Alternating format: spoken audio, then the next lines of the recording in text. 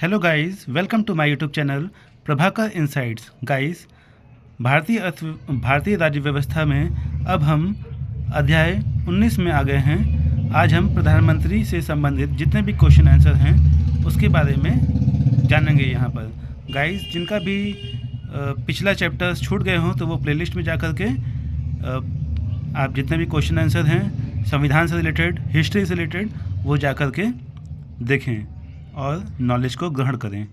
ठीक है गाइस, तो कंटिन्यू करते हैं हम। फर्स्ट क्वेश्चन है, लगातार दूसरी बार प्रधानमंत्री पद पर आसीन होने वाले व्यक्ति हैं। तो इनमें से सभी व्यक्ति हैं जो दूसरी बार प्रधानमंत्री पद पर आसीन हुए थे। जवाहरलाल नेहरू, इंदिरा गांधी और अटल बिहारी वाजपेयी, ये सभी व्यक्ति, और इंदिरा गांधी इनमें से महिला हैं। बाकी ये दोनों व्यक्ति दूसरी बार प्रधानमंत्री पद पर आसीन हुए थे। लगातार दूसरी बार प्रधानमंत्री पद पर आसीन होने वाले व्यक्ति हैं ये। भारत के प्रधानमंत्री नियुक्त होते हैं। भारत के प्रधानमंत्री नियुक्त होते हैं। ठीक है, भारत के प्रधानमंत्री का पद संविधान द्वारा गठित है। प्रधानमंत्री की नियुक्ति कौन करता है? तो प्रधानमंत्री की नियुक्ति राष्ट्रपति जी करते हैं। प्रधानमंत्री को उसके पद की गोपनीयता की शपथ कौन दिलाता है? तो प्रधानमंत्री को उसके पद की गोपनीयता की शपथ राष्ट्रपति जी दिलाते हैं। सामान्यतः प्रधानमंत्री लोकसभा के बहुमत दल के नेता होते हैं। भारत में एक व्यक्ति अधिक से अधिक कितनी बार प्रधानमंत्री पर नियुक्ति हो सकता है? मतलब कितनी बार नियुक्त हो सकता है? तो कितनी भी बार, कोई लिमिट नहीं है यहाँ पर। भारत में शक्तियों का प्रमुख उभरता केंद्र है तो प्रधानमंत्री। निम्नलिखित में से कौन लोकसभा का नेतृत्व करता है? तो लोकसभा का जो नेतृत्व करता है वह प्रधानमंत्री जी करते हैं। संघीय मंत्रिपरिषद का अध्यक्ष कौन होता है? तो संघीय मंत्रिपरिषद का अध्यक्ष होते हैं प्रधानमंत्री। नीति आयोग का अध्यक्ष कौन होता है? तो नीति आयोग के अध्यक्ष भी होते हैं प्रधानमंत्री। आमतौर पर भारत के प्रधानमंत्री होते हैं लोकसभा का सदस्य। भारत के प्रधानमंत्रियों का निम्नलिखित में से कौन कालानुक्रम सही है? कौन सा कालानुक्रम यहाँ पर सही है? यहाँ पर दिया गया है इंदिरा गांधी, जवाहरलाल नेहरू, मोरारजी देसाई, चौधरी चरण सिंह। तो कालानुक्रम बताना है कि पहले कौन प्रधानमंत्री था, उसके बाद कौन था, फिर उसके बाद कौन था।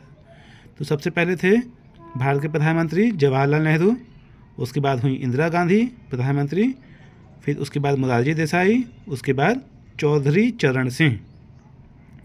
संसदीय तंत्र में वह व्यक्ति प्रधानमंत्री चुना जाता है जो निम्न का नेता होता है। तो निम्न सदन में बहुमत दल। ठीक है, मंत्रिमंडल की बैठक की अध्यक्षता कौन करता है? तो मंत्रिमंडल की बैठक की अध्यक्षता प्रधानमंत्री जी करते हैं। गाइस, अब हम आ गए हैं 16 नंबर पर।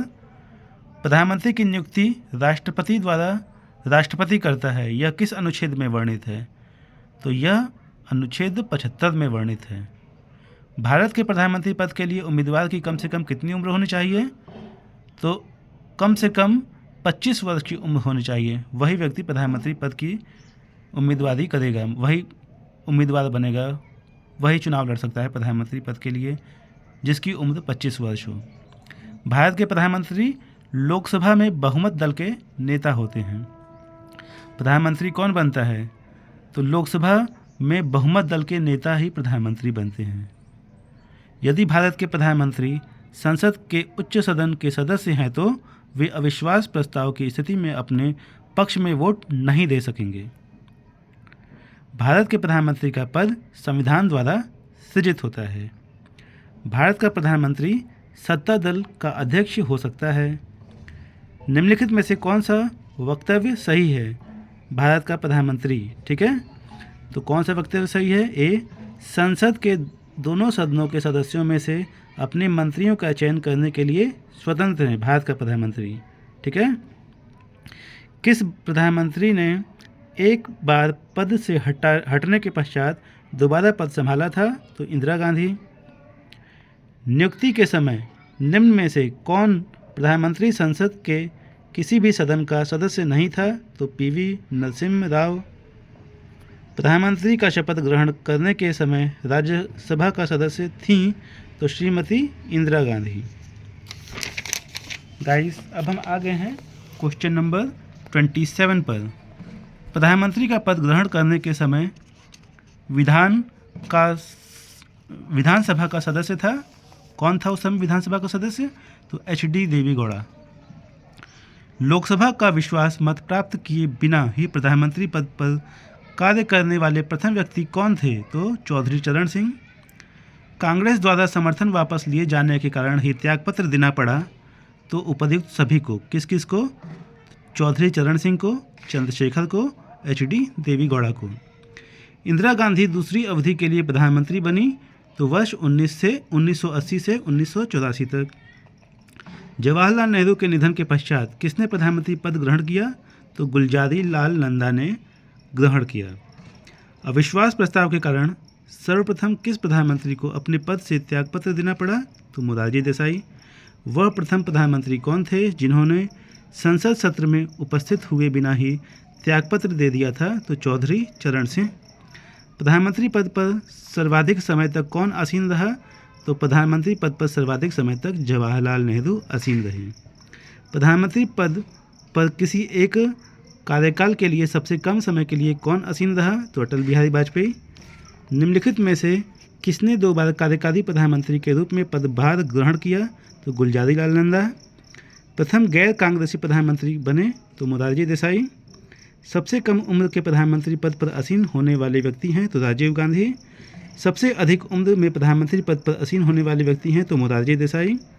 प्रधानमंत्री पद से पदत्याग करने वाले प्रथम व्यक्ति हैं तो वो भी मोरारजी देसाई ही हैं।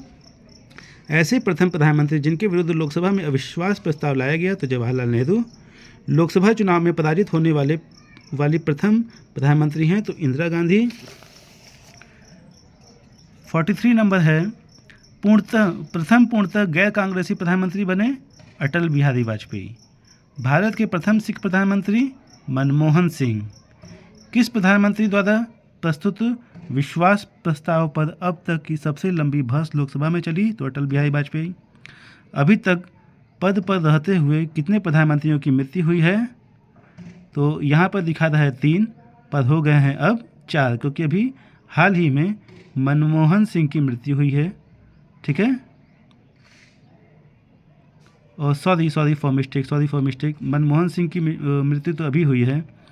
यहाँ पर क्या बताया है कि अभी तक पद पर रहते हुए कितने प्रधानमंत्रियों की मृत्यु हुई है, मतलब वो पद पर थे, मतलब कार्यकाल के दौरान 3 ही ऐसे व्यक्ति थे जिनकी मृत्यु हुई। ठीक है, तो मनमोहन सिंह का तो कार्यकाल खत्म हो गया था और उसके बाद मृत्यु हुई, तो उत्तर होगा यहाँ पर 3।